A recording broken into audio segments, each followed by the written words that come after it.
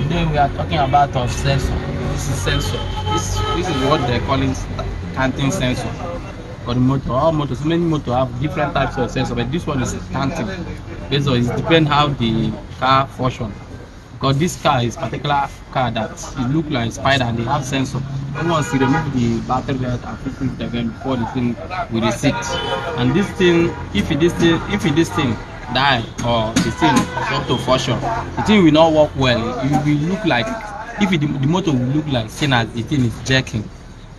When sometimes we do break and quench, we do so many things. Sometimes we fix it, the thing will look well, and moving well. But when once you put exactly one that match it, we are firing car, we see different. So notice that the thing is firing sensor. This one now is spoiled. You see how it is. And what it's doing is there is already see where this one now is working, but the thing is now leaking oil based on the thing is shaking. The oil from here flow look like another thing. Engine oil will be short engine oil there and there.